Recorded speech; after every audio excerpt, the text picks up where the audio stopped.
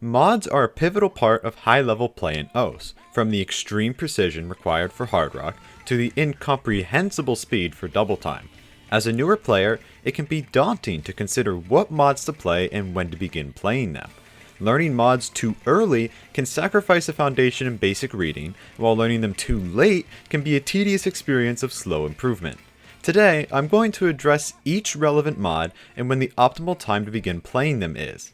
As always, the skin used in this video can be found in my Discord server, which is linked in the description. My socials are also listed there if you would like to follow them.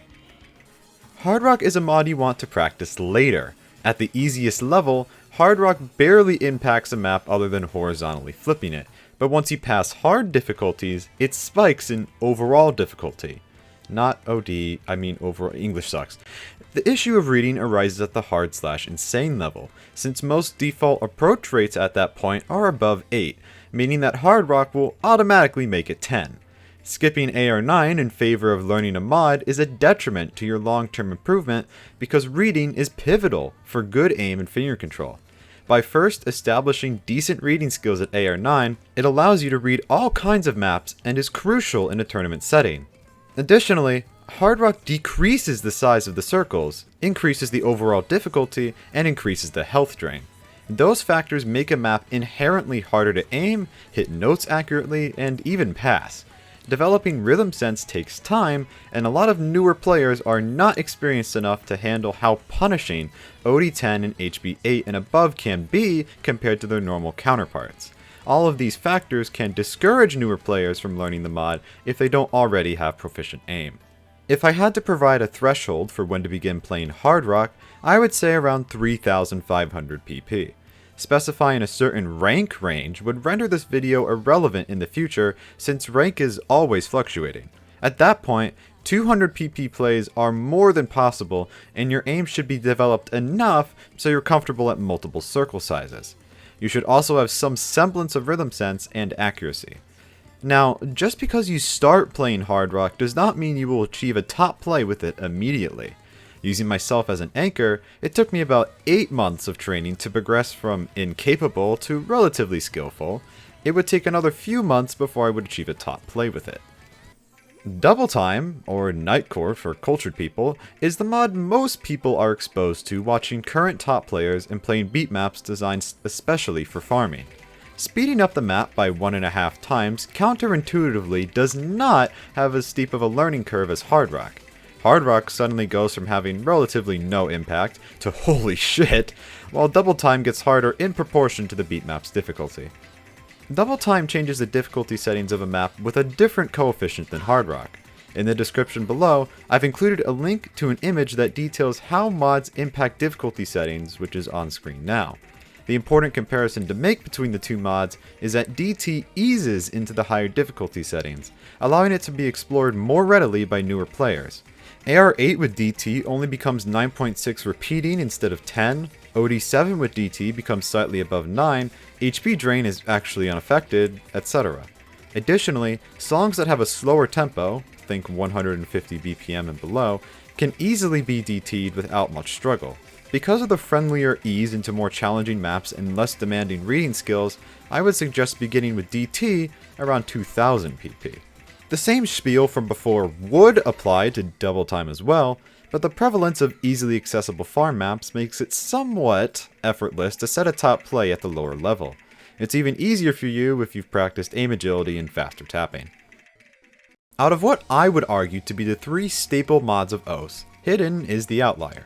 It does not objectively increase the difficulty of a beat map because it does not modify any difficulty settings. Hidden simply removes the approach circles and gives a slight performance boost. On certain kinds of maps, it can be argued that Hidden is simply free PP, while others become a challenging reading experience. Whether or not Hidden is a preference is a topic for another time. Hidden is most commonly seen in auxiliary to Hard Rock and Double Time. Hidden increases the score multiplier just like the other mods do, which would place a hidden Hard Rock or hidden Double Time score above a play without it on the leaderboard. Along with the slight performance boost, this is the primary reason Hidden is so popular among top players and scores. At the lowest level, there really aren't any maps that are exceptionally challenging to read. the rhythm is not dense enough, and elements like perfect stacks and overlaps are not mapped to confuse players. Hidden is a mod that can be utilized very early on, I believe around 1500 PP, and some players gravitate towards it because it removes the approach circle clutter from their screen. However, be careful not to become reliant on it.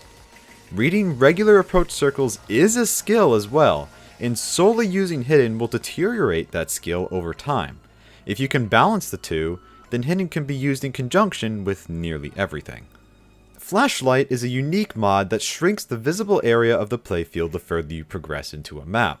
The final region is ridiculously small, usually obscuring the very next object. I would not recommend taking this mod seriously. The sheer amount of memorization and time investment required for a single score does not equate to the reward of setting said score most of the time.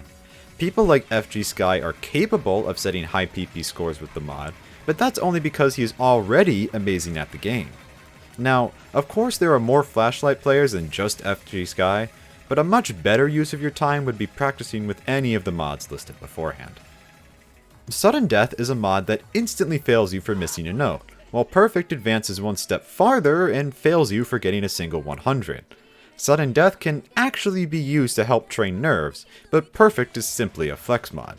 There is no other reason to submit a score using Perfect unless you want to make a statement. I suppose you could use these two mods from the moment you start playing the game, but I wouldn't suggest using them seriously, since any scores that aren't FCs won't be submitted.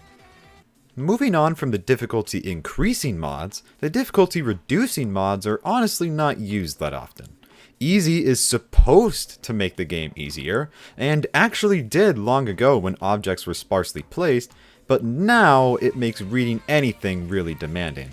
Easy as a mod halves all difficulty settings and gives you 3 lives instead of normally 1. Jumping from an average of AR 9 to 4.5 is not a fun experience, but once you understand how to recognize patterns in the order of objects, playing easy can actually be pretty fun. However, you likely won't earn performance from the mod since the game believes you're playing an easier map. No fail is just no fail. Enabling this mod will prevent you from failing a map. This is used at all levels of play and is a great addition if you're not confident in your ability to pass a map. It does have your score though, so be cognizant of that. Halftime is practically irrelevant because slowing down a map by 25% is not as effective as finding a slower or easier map to practice. Additionally, halftime lowers the difficulty settings by a unique coefficient that I don't have memorized because I barely use the mod. This mod is primarily used on absurdly fast maps in order to reduce them to a more manageable tempo, like Speed of Link and Everything Will Freeze. Even though there is nothing inherently wrong with halftime, there are so many maps available that I would not recommend using it. Relax and Autopilot are mods that remove one fundamental aspect from the game. Relax is only aiming and no tapping, while Autopilot is all tapping and no aiming. Although it can be entertaining to solely aim or tap a map, do not use these mods for genuine improvement. Playing the game involves synchronizing your aiming and tapping, and using these mods removes that aspect entirely. Spun Out automatically completes spinners for you when enabled. This is done at a slight score and performance penalty though. Unfortunately, Spun Out is most commonly used to sandbag scores, which is the act of intentionally making it worth less PP than it could be. If you want to break from spinners, and I don't know why you would because they are occasional at best, then feel free to use this mod at any time. I honestly have no idea what target practice is. I tried playing with it for a few minutes, but I just could not figure out how to properly play with this. The targets themselves felt randomly placed and offbeat, and considering I've been clicking circles to the beat for 3.5 years, it was a bit alarming. Don't use this. Score v2 is the proposed new scoring system that implements slider accuracy judgment and a 1 million score cap. Your accuracy composes more of your total score, and you actually lose score for missing notes. The main concern with Score v2 is the slider accuracy judgment. If you didn't know, you can click on a slider head anywhere within the timing window and still get a 300. Exceptions are made for kick sliders and buzz sliders though. For extremely new players, like people who have just downloaded the game and are playing it for the first few times, Starting off with slider accuracy would not impact them since they wouldn't know any other way. However, for players who have acclimated to how sliders currently function, it can be a confusing and sometimes infuriating experience. Score v2 is most prominently used in tournaments. The mod itself is unranked in solo play, so you might not have thought about using it unless you've participated in a tournament. Honestly, I would only use Score v2 for tournament play and practice without it when grinding in solo. There's no reason to use it otherwise. I'm pretty sure I don't have to explain what automatic does. In the future, there will probably be other mods or rule sets on OS Laser, but for now, that covers every single mod on OS Standard and when you should begin using them.